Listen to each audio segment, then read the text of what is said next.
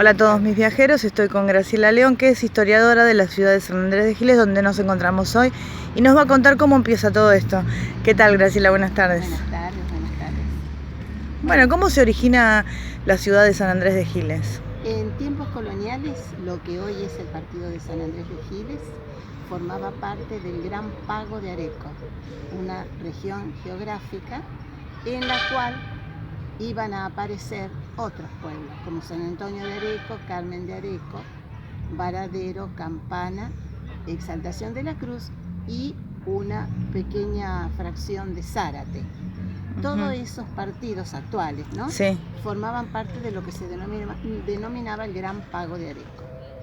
En ese Pago de Areco tenía su estancia don Pedro de Giles y Remón. Lo que estamos pisando nosotros era parte, campos de esa estancia, cuyas casas, cuyo casco estaba ubicado en San Antonio de Areco, en el centro, en lo que hoy es el centro de San Antonio de Areco. Por ejemplo, la plaza de Areco eran parte de los corrales. La iglesia de Areco se origina en el pequeño oratorio de la estancia. Bueno, don Pedro de Giles y Remón tuvo una sola hija llamada María Rosa, que se casó con Ruiz de Arellano. Este matrimonio no tuvo hijos, por lo tanto, cuando María Rosa deja de existir, todas esas tierras van a formar parte de la herencia de su marido, Ruiz de Arellano, que era un hombre muy destacado en su tiempo. Fue cabildante y, por otra parte, hay un hecho muy curioso. Él siempre decía que en el matrimonio él aportó, lo único que aportó fue la decencia de su persona, porque después los bienes eran de ella. María Rosa. Claro. Este matrimonio no tiene hijos. Cuando ella muere, un par de años después, Ruiz de Arellano se va a casar con una prima de su primera esposa, con María Teodora de Suero y Giles. Y en determinado momento le van a hacer un regalo a Francisco de Suero y Giles, cuñado de Ruiz de Arellano. Le regalan una considerable extensión de tierras aquí en la Cañada de Giles, porque todo este lugar era conocido como el Pago de la Cañada de Giles por el arroyo, que está por aquí cerquita nomás, que cruza los campos de Giles y que precisamente es Cañada de Giles en referencia a la familia que fue la primera propietaria de las tierras. ¿Y fue un regalo de bodas, digamos? No, un obsequio de la hermana a su hermano, es decir, el cuñado a su cuñado. Un regalo. No sé si soy clara. Sí. Yo sé que es una cuestión familiar un tanto intrincada, pero es así. El padre Vicente Piñero, que era el cura de San Antonio de Areco por estos tiempos, estamos hablando de finales del siglo XVIII. Claro, muchos años atrás. Claro.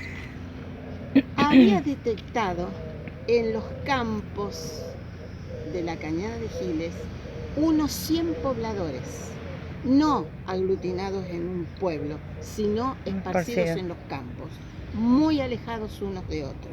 Y el padre Vicente Piñero tenía una preocupación muy grande por esa gente, porque se daba cuenta que no tenían ninguna asistencia espiritual, que para todo lo que fuera casamiento, bautismos, difuntos, tenían que dirigirse a Areco. Claro. En épocas en que no era tan fácil trasladarse a través de esta pampa, que era una pampa salvaje, ¿no? Sí. Entonces soñaba con levantar un oratorio cerca de la Cañada de Giles, que atendiera las necesidades espirituales de esa gente. Entonces, ¿qué hace?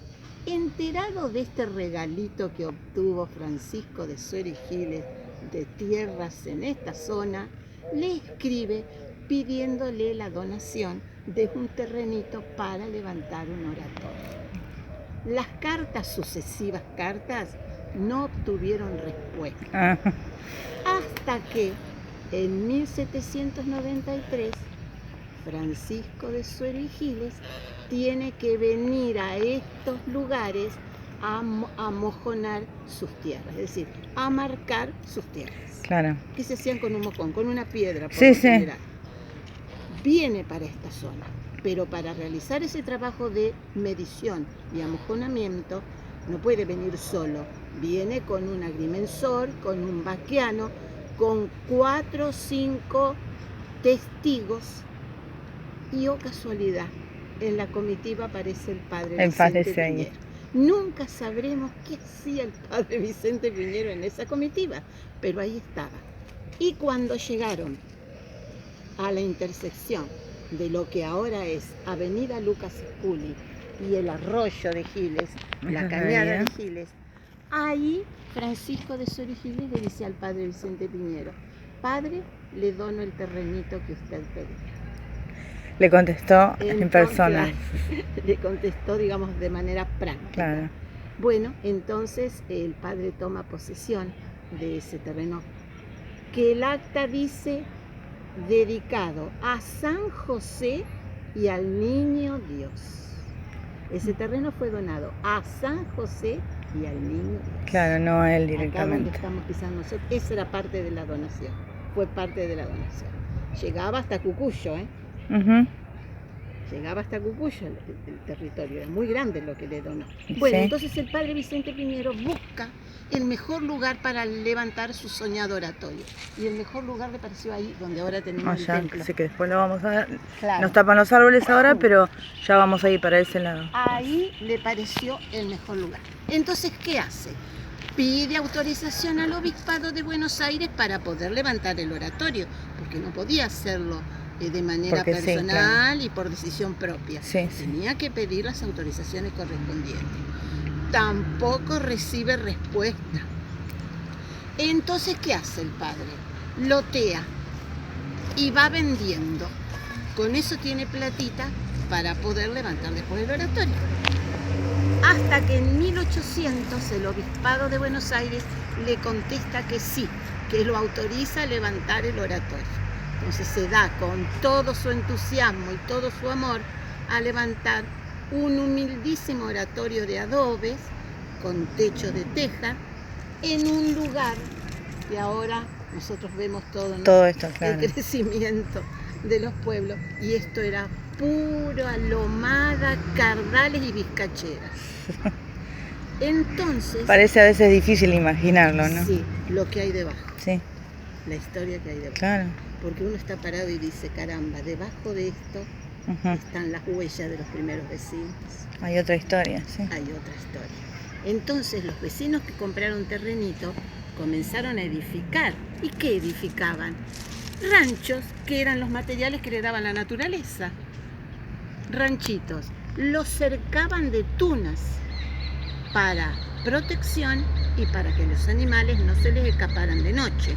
De día se supone que los llevaban a pastorear. El agua en el arroyo, en la cañada, que está a 4 o 5 cuadras de acá, ahí iban y venían hasta que cavaron sus propios jagüeles y sus pozos. Y para la época de la primera invasión inglesa, el padre Vicente Piñero estaba acá entusiasmadísimo levantando el oratorio. ¿Qué se supone que han trabajado los primeros vecinos, pero es posible que hayan trabajado presos también, que dicen que era muy común en aquel tiempo, que los presos trabajaran en obras públicas y luego se les daba la libertad. Bueno, levantó el oratorio y el oratorio estuvo terminado en el mes de noviembre, al parecer cercano al día 30, que es el día de San Andrés Apóstol. Ah, por eso. Y entre el padre y los vecinos, y otro misterio que no sé si algún día se va a develar, decidieron que el patrono del oratorio iba a ser San Andrés Apóstol. No sabemos porque la donación de tierra fue a San José. En realidad tendríamos que llamarnos San José de Giles. Claro. Si respetamos la voluntad del donante. Pero no. Lo que pasa es que los vecinos demostraron ya desde el inicio que tenían un arraigo muy grande a su lugar y también una idea de pueblo extraordinaria. Se sintieron pueblo desde el primer momento. Pero se sigue sintiendo eso, ¿eh? Sí, por lo menos nosotros ranchitos ahí, qué bueno, que el rancherío juntito. No, ese rancherío para ellos era un pueblo. Claro. Entonces, ¿qué hacen? gestionan en el Cabildo de Luján, a poco andare, que quieren autoridad propia. En aquellos tiempos, autoridad propia sería un alcalde de hermandad. Y después, en 1814, la fecha fundacional, 30 de noviembre de 1806. Es el día de San Andrés. Claro, y ahí se rezó la primera misa en el oratorio. Y bueno, uno piensa, ¿cómo habrán adornado el altar, que debe haber sido tan humilde, porque todo era muy humilde? ¿Cómo habrán Sí, con las florcitas del campo, ¿no? Las florcitas del campo. Y las velas, ¿no? Tal vez velas bañadas por ellos mismos, que se llaman velas de cebo. Sí. A menos que el padre haya traído velas de cera, ¿no? De allá de Areco, de la iglesia de San Antonio de Areco. Bueno, en 1814, vamos a ir, 1806 la fundación. 1814, nada en el tiempo, muy poquito, ya empiezan a gestionar que quieren que su humildísimo oratorio sea elevado a parroquia. Con cura propio. Fueron avanzando muy rápido en todo lo que fue gestión. Y en 1821 logran que el Cabildo de Luján les nombre la primera autoridad, un alcalde de hermandad, Casco. Hubo unos anteriores nombrados, pero renunciaron por distintas razones. Claro. Uno que tenía una pierna lastimada, el otro que le quedaba muy lejos, el otro que tenía hijos para mantener, una cuestión que nadie quería. Bueno, el trazado de la plaza es el trazado que le dio el padre Vicente Piñero. Él hizo todo un planito con estas manzanas que nos rodean y con la plaza. Esa es la suerte que hemos tenido, que no hemos cambiado de lugares, sino que siempre todo se mantuvo históricamente desde los comienzos, con las evoluciones lógicas, ¿no? Sí, evolución lógica. Y la plaza antes se llamaba Plaza de la Constitución. Ese es el nombre que se le dio. Pero después, en 1910, los vecinos de aquel entonces, para celebrar dignamente el centenario de la Revolución de Mayo, empezaron a cambiar los nombres de las calles, que eran hermosísimos los nombres.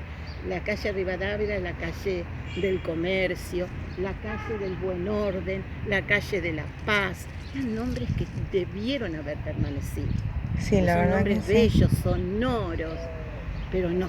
Claro, que hablan un poquito también de la impronta. Exacto. Así que se llamó primero Plaza de la Constitución y en 1910, con el ansia innovadora que lo acometió a los vecinos de aquel entonces y autoridades, Plaza San Martín. No está mal, pero... No, por supuesto que no está mal. No, nada mal. Así que bueno, y la plaza tuvo distintas transformaciones a través del tiempo. Lo mismo el humilde oratorio. El humilde oratorio después fue reemplazado por una iglesia, una construcción más importante. Cuando esa amenazó ruina, los vecinos construyeron otra, con dinero de su bolsillo. Algún subsidio venía del gobierno, algún subsidio venía, pero cuando no llegaba el subsidio, ellos con sus propios y magros recursos, porque no sabemos si tenían tanto, pero levantaron el oratorio, lo derrumbaron, levantaron una iglesia. Cuando esa iglesia no estuvo en condiciones, abajo y otra. ¿Y cuántas modificaciones? La cuarta. Esta es la cuarta. Bueno, pero duraron bastante cada una. Para que recién sea la cuarta, duró bastante tiempo cada una de las anteriores. Claro. Y después, este entorno habla mucho del centenario.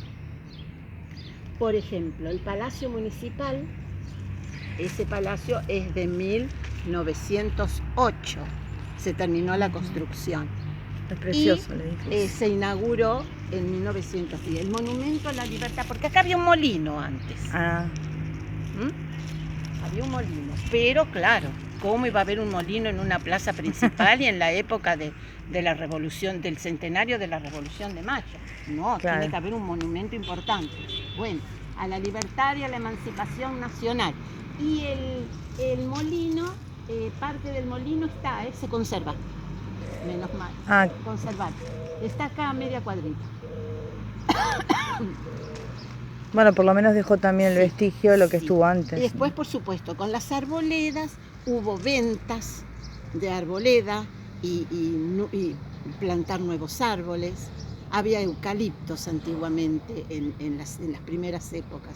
Había eucaliptos, paraíso, palmeras, pero después todo eso se taló para incorporar nueva forestación. La escuela número 1, y está la escuela número 1 en la esquina. Esa escuela también es del centenario. Ya la tenemos. Aunque esa es más antigua, de 1854. Claro, el edificio es de la época del centenario. Y las casas, muy reformadas algunas, pero las casas también, más o menos. Sí, siguen teniendo estilo antiguo. Lamentablemente las han reformado, porque nosotros no tenemos ordenanzas para proteger. Creo que sí, que están en eso. Claro, el patrimonio arquitectónico. Claro, por supuesto. Y donde está ahora la parte de turismo, la oficinita de turismo, había un kiosco de estilo francés, redondo, muy hermoso, donde se vendían revistas también, pero era arquitectónicamente una maravilla. Sí, Acá sí. estaba la rotonda, donde tocaba la banda municipal, la retreta, los sábados y los domingos. Después se levantó este mástil y muchos años después, este es del 44. Sí, del 44. Era bastante joven. Y después, Juan Perón es el padrino. Ah, Sí, en épocas en que todavía no se había producido ni el 17 de octubre. claro. ¿No? ¿Y personalmente lo vino a inaugurar? Sí, claro. Sí, hubo una fiesta espléndida cuando lo inauguró. Un 30 de noviembre también. Bueno, y después, ya en años más recientes, agregaron los mástiles de la bandera bonaerense y de la de San Andrés de Giles. La que lleva el escudo de San Andrés de Giles. O sea que este es el centro neurálgico, digamos, el útero que contuvo a lo que hoy es la ciudad de San Andrés de Giles. Por acá pasó toda la historia. Muy bueno. Bueno, muchas gracias. Ahora vamos a seguir conociendo Gracias a los ustedes otros. No, por el favor. interés. Muchas gracias. Gracias.